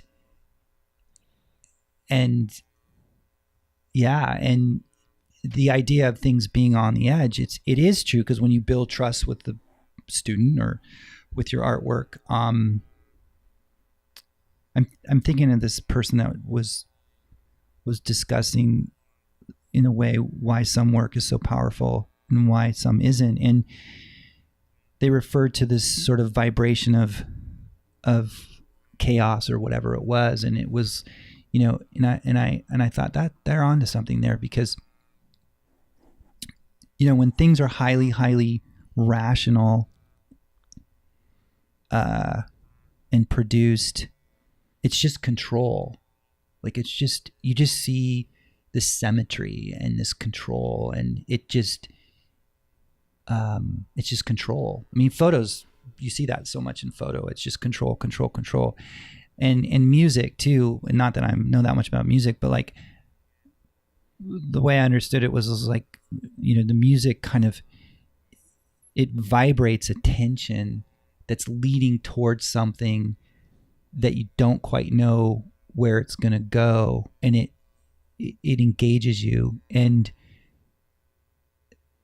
I think in good experiences have that, you're on this journey and you're legitly on, you don't know where this is going to go. Now, like, you don't want to live your life that way. I mean, relationships should be stable ideally, but sure. I think there's comparisons to be drawn, but I think creating a piece of artwork is, you kind of sign up for a little something different than when you sign up for a relationship with your mother or something like that. There's this woman, Lisette Modell, and I found her a long time ago, and this is pre-internet days, right? And I was just, I typed out her notes that I found in a book because it was at a library, and I was, you couldn't find the book, and there's some stuck in my mind. She said, more or less, if you know the answer to the question, then don't ask the question. So if you know the answer to the question, don't ask the question. And I was like, what the hell does that mean? And I never knew. I literally didn't understand what it meant, but I knew it was important enough to like figure out, because it was her, Yeah. And I was like, what does that mean? What does that mean? And I think what it meant is in some way, it's a kind of going back to that idea of control. Like, if you know the answer, the act of creation is an act of curiosity and confusion and inquisitiveness. You don't feel that towards something that you completely understand and know. Why are you gonna, I know it, so I'm gonna research something that I don't know, kind of thing. Mm-hmm. And so I think that I think somehow that good work has that vibration of chaos in it, with just a little bit of order to make sense of it. Maybe. Yeah, I don't know. That's an interesting way to put it. Yeah, I mean, because you look at people's amazing work, and it's like, you can rationalize it all you want, but like,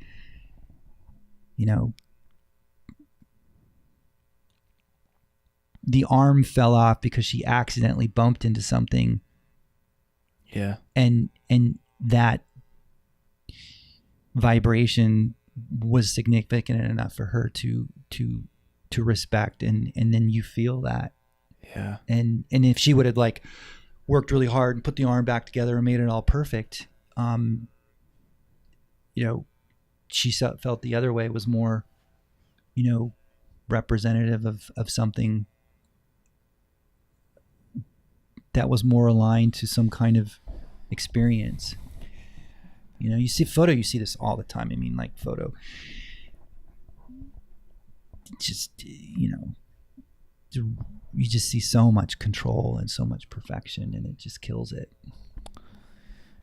My interpretation of that is like, just have a healthy respect for the process of it, and almost like be aware that that's just as much a part of the execution than everything else. Yeah. And so like if you were to try and put the arm back on after knocking it off, at best it would be a representation of what it used to be. Yeah.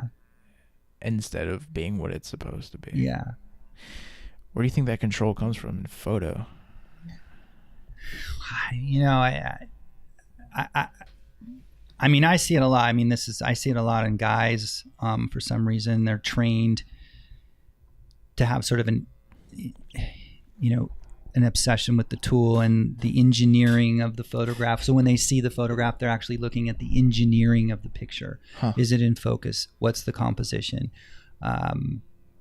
What's the color? It's actually like, I've never said this before, sort of winging it here, but it's like looking at a book, right? And you're looking at the book and you're actually not reading, you're not understanding the text. You're just looking at the typography. And is it kerned right? Is the ink good? Yeah. How's the paper? And punctuation correct? Yeah, is the punctuation correct? But the actual story is irrelevant. Yeah. You're just using the camera to like print a page. Like you can buy or not buy. You can go online and you can find a website that just gives you text that makes what's it called? There's Lorem ipsum. Yes. Yeah. That's photo. That's so fascinating. You just brought that up because I record intros to these podcasts after I record them. Yeah. And so I can almost give like a synopsis at the beginning so Yeah. people know what they're getting. And the first one, I talked about the process of starting a podcast and a conscious decision I made, which was to care less about the aesthetics and more about the content. There you go. Because all of my work across everything from photo to design to making an app, everything, I was always so nitpicky about the little things. Yeah. About how it looked, about the framing, about, if this corner, all that stupid shit. And like of course, like some of it's, it's important at times, but it's kind of like that dumb old saying of like, you can't put makeup on a pig. It's like, it's going to be trash if it's trash. It's going to be good. It's good. Yeah. And 4K garbage is still garbage. Right. Yeah. What's not frightening. I mean, what's interesting is for me that I struggle with is literacy, and this this is actually important to me. Like I actually care about this because I do think images have, images can be important. They're important to me. They're important, right? Mm-hmm. The narratives in these images that some of these artists are making, to me are very important. And I don't mean this in an arrogant way because it took me forever, but visual literacy, meaning reading the images, is a very important thing to learn, and it's a hard thing to teach. And over time I do exercises now with my students to learn how to read an image, and this is something that I don't understand, but I think someone smart could do something on this. That when if you ask a group of people to look at art or look at imagery, they literally can only tell you whether they like it or not, Yeah. whether it's pleasing to them or not. And the idea that there's a narrative in there that's rooted in the materials, in the size, in the metaphors, and all these other elements, it just doesn't make. I mean, so in a way, it's they're literally illiterate. Like they don't even understand that this thing should be read, and then deciphered, and then learn something from it. Actually, learn something, and learn something that you don't want to learn. Like, yeah, rather than just be pleased. Right? That's not the point. And somehow figuring out that hurdle has been it's pretty tough. And yeah, and so art and photography in particular is about, kind of like pleasure, just being pleased. And it doesn't have to be that way. Like there's people doing things that are just quite remarkable and can teach us something, if it's not there just to, but I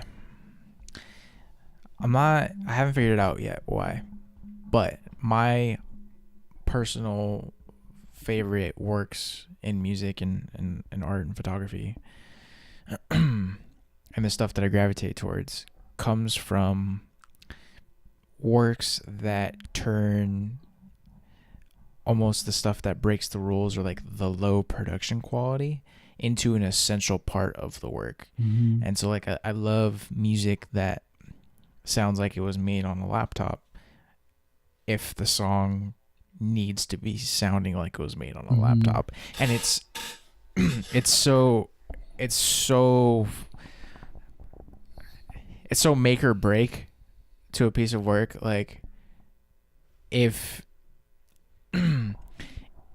if it's out of focus, is speaking photography, if something's out of focus or something, the contrast is, or if it's washed out or whatever like that, if it's meant to be like that and it works, it's amazing. Mm-hmm. And if it's almost a it's intense. The value, in other words, like let's say that English was my second language, and yet I'm talking to you, like, and I'm not speaking very well. I'm whatever, and yet but the content hypothetically is you learn something from it. So it's not the greatest analogy, but I think that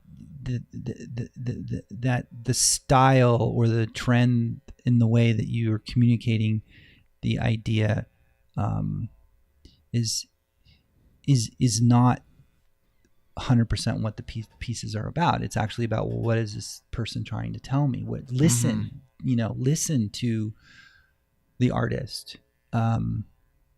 Take the position of being told something you don't want to hear. If you're angry at a piece, that's exactly the piece you should be standing in front of and sorting it out, because they're teaching you something that you don't want to learn, which is the point of evolving. And then all of a sudden you get it and you're like, thank you. You're my favorite human being. Yeah. So the only thing I fear when I make anything is a reaction of indifference. Because in my head, if if I work on something and put it out, and somebody goes, "Yeah, it's okay," I like it, it's all right.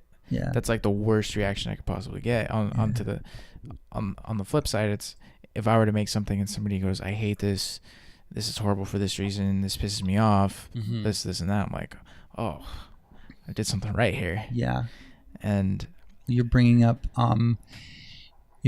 like a very big concept. I mean, I think in anything in interpersonal relationships and life, like like the worst thing you could do to Donald Trump is ignore Donald Trump. Just don't respond. And it's rooted in like kind of narcissism. Like as long as we're getting attention, be it positive or negative, it's affirming our existence, or it's affirming attention or fuel or something. And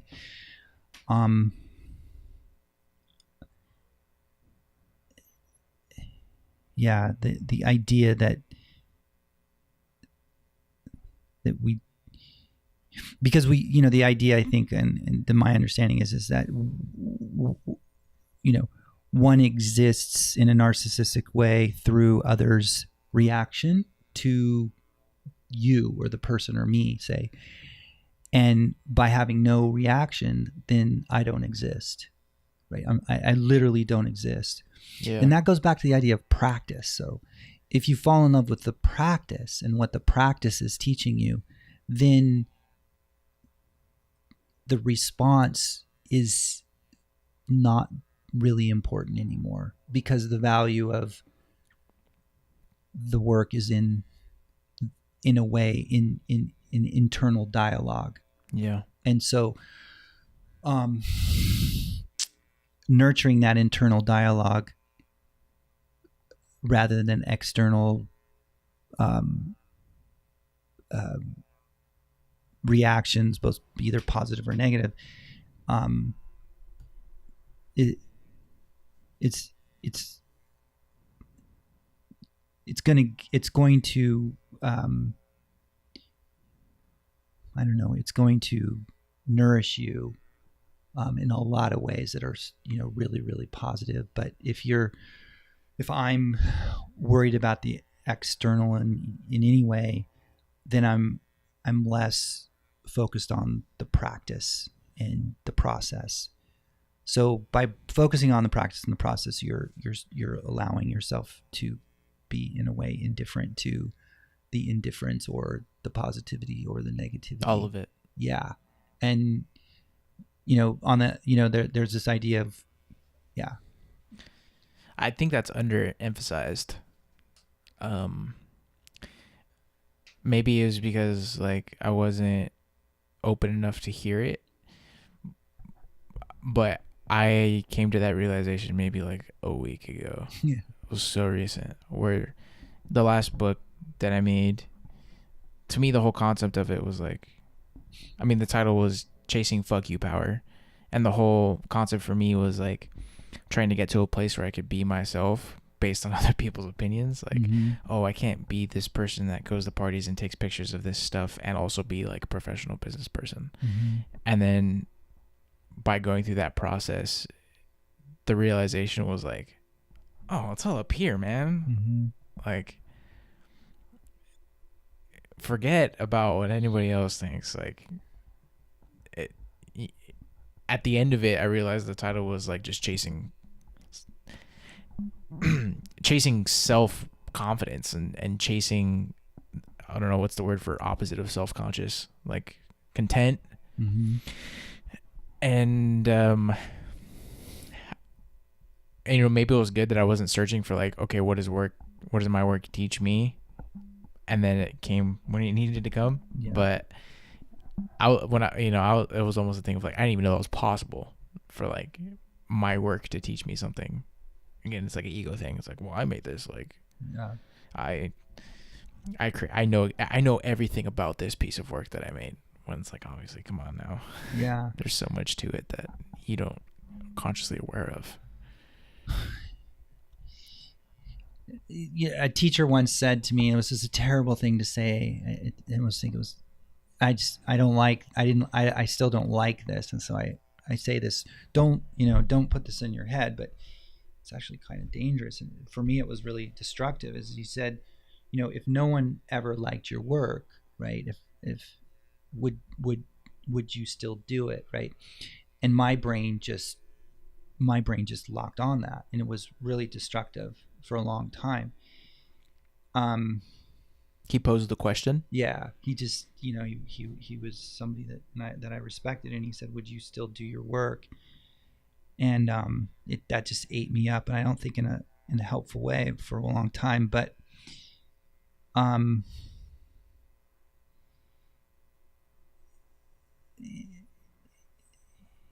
yeah, and this is just personal, but it's like you can put yourself in a place where no one does like your work, no one likes you, there's no one, there's nobody, there's nothing, zero.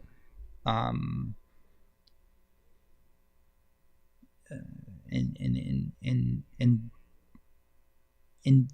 then that's where I started to kind of understand, not that what he was saying, but that question became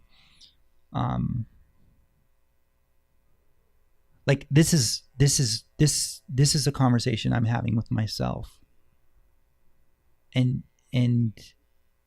no one likes the work anyway, right? Nobody likes the work anyway. And I'm all alone. I mean, it's a little dramatized, right? But I'm all alone. No one likes the work. I'm never going to do anything, worthwhile. I'm never going to have any kind of success, right? Mm-hmm. I mean, to your bones, to my bones, I was like, there it is, right? There it is. And then from that place, I built up this very personal connection with the conversation that making became. And I don't know how healthy that is or what, but I mean, I'm defiant about. I mean, I don't trust it when people like my work. Yeah. There's a degree of there's a degree of that which is probably not healthy, but I had this teacher. His name was Roland Young. Look him up. Legend. And I can hear him in my voice right now saying, "All right, Sotelo, why don't you go sit in the corner and just masturbate?" He would say that in class, right? He was the best teacher I had at the school I went. And I think there's something true to that too, because it's like he's saying, no, you have to communicate, and you have to communicate well, and you're supposed to be out there, communicating. And so hiding in your studio just masturbating, I hate that word, is unacceptable too. It's a cop out. So yeah, it's tricky. There's a video called "Roland is God" that I just saw that. That is a it's not fair to Roland, but thank God for Roland, man. Yeah, he's the guy that got fired from this place that I taught, and I mean, what a disservice to the students. I still get nervous when I hear his voice. It's like, oh man, there he is. Pull which way? You always pull. Pull, like... Whatever you do, you pull. You pull out. I want to pull out. I'm not... I mean...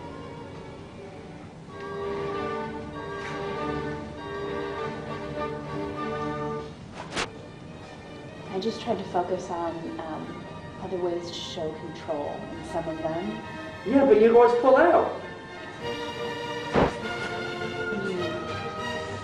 You weren't here last week. Why do you pull out? I wanted to. Hey. There's no excuse. I'm not... I want to be Jesus Christ, goddammit. I can't. Now, I'm trying to be comfortable with just Roland Young.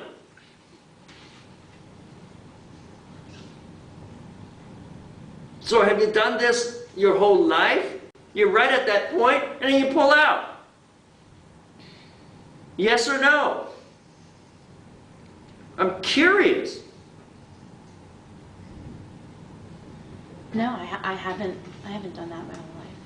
Okay, you did that one time here, right? What happens if you do it twice? I'm not going to do it twice. How do you know? I just know. Okay, you're gonna take my class over again, right? 7 weeks. You're gonna have it all over again next semester. Week number 1, you have to listen to my first day and the bullshit that all the kids talk about. Hi, I'm here for creativity. Hi, I'm here because I want to be edgy. He made. Hi, everything's cool and awesome. Well, it's 7 weeks. He made people responsible. Yeah. You know, and he made you understand that what you're doing was important, and that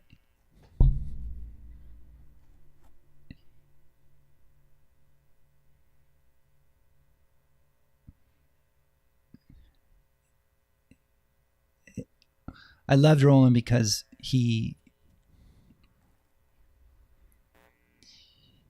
talk about being on the edge, right? He got fired because he believed in design so much that nothing was going to compromise that. Not even his job. Yeah. And certainly not some lazy student. Yeah. And it's okay. Like, I got that he was an asshole sometimes. I got some of the... Who cares? He cared that much about something that we all believed in, because that's why we were there. He valued it. He felt it was worthwhile. And he expected you to not compromise. Mm-hmm. And you don't get that in school.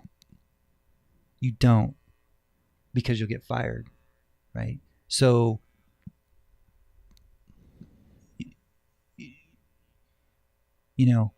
I'm being lied to most of the time in school, because I'm told that my work is good enough, and I'm told that this is good, or you're okay. No, man, not at that level. Roland's like, no, you're not. You're not okay. Mm-hmm. Go get a girlfriend and go to he would be like, did you go to the movies this weekend? And a student would be like, oh yeah. And he's like, yeah, it looks like it. He's like, go to the movies, go do your thing, grow up, then come back here. And there was a theatricality and a flair to it, but you knew that if you got it right, you got it right. And you knew the baseline. Once you touch that baseline, you can never go compromise below that baseline again. And if you do, that's on you. Mm-hmm. And so he was like, here's your baseline. Here's your baseline. And like, that's a responsible teacher. Mm-hmm. I mean, and you get fired for, his I don't know what the deal is, but you can't, in a way,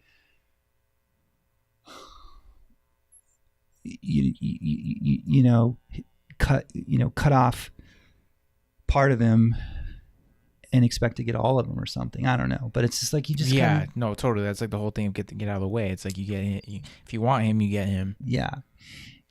As the administration, get out of the way. Right. Let Roland Young be Roland Young. Yeah, and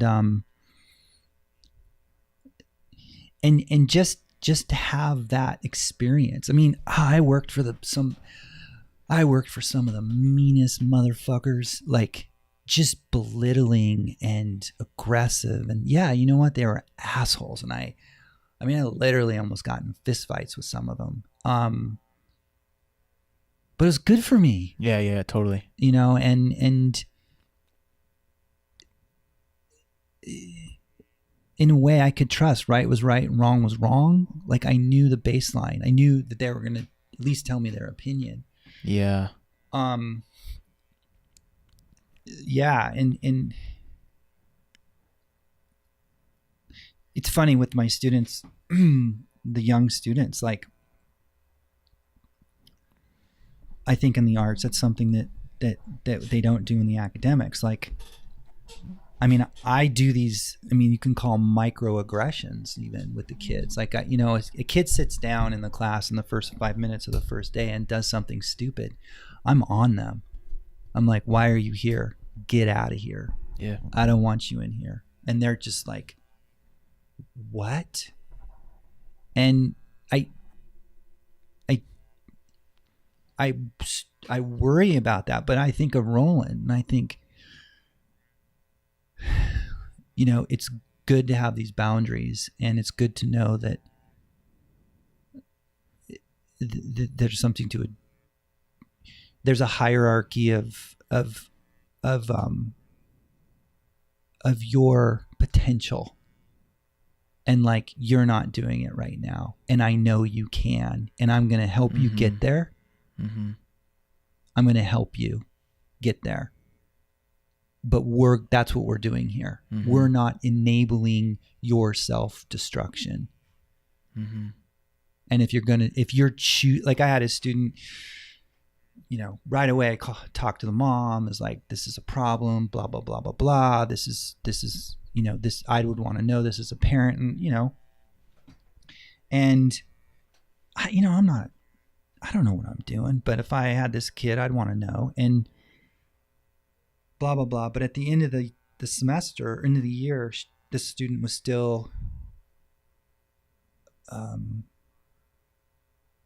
indulging in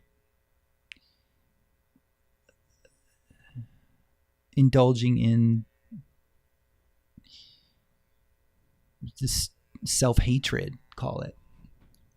But everyone had done, you know, I had done all this stuff, and obviously it's not working. But, and I've, you know, knock on wood, but I've never lost a student emotionally or psychologically, really. Like, technically, I don't think I've ever lost a student.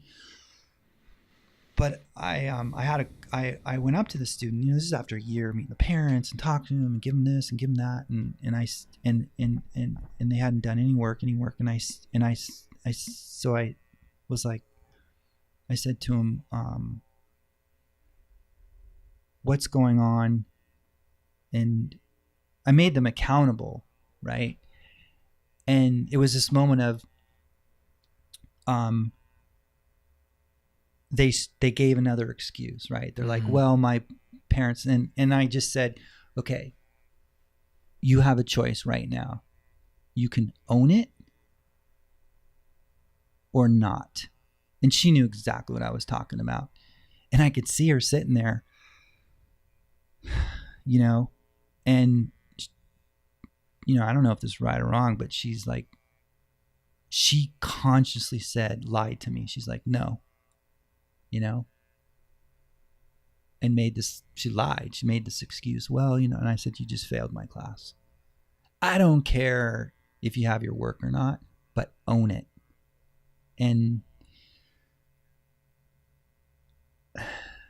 you know, I don't think you can reach your potential until you accept that, unfortunately. Sucks. I think, I don't know, it doesn't have to suck. You know, it doesn't have. Part of me wishes that, like, there was a way that we could celebrate those types of teachers that you almost get into fistfights with because we can have a grander understanding of what we're actually doing there, or, you know, a situation with that student. But somewhere along the way, I think we get caught up in a need to be comfortable. Yeah, I think that also it goes back to that idea that we started to talk about, which is competence. Like, you know, the administration doesn't think that Roland is competent enough to navigate these very, very nuanced life lessons, because it makes them legally liable. Or even myself in the classroom, with this kid, all of a sudden, the lawyers and the administration, and really, I'm sure a judge would be like, yeah, this was a moment of a lesson. But I mean, that's what a lot of is driving this, is that, he's incompetent to make that decision, and it's making us, liable for a lawsuit. And I'm incompetent to do anything other than read a curriculum that's been approved by, or even created in the future, created by an administration, because I'm not competent to build a rapport and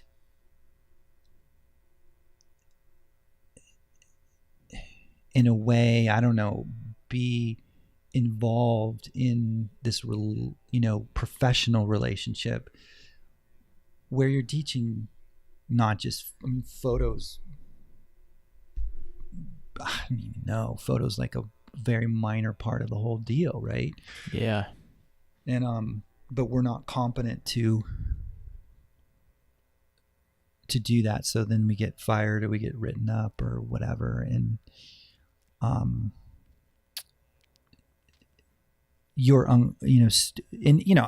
one of the best teachers at the school, it's a new teacher. I've seen him.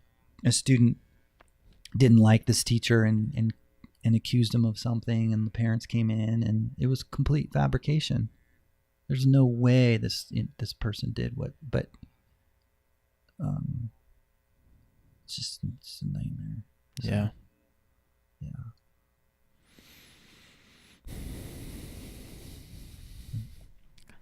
What do you think so far? It's good. Yeah, totally. Heavy.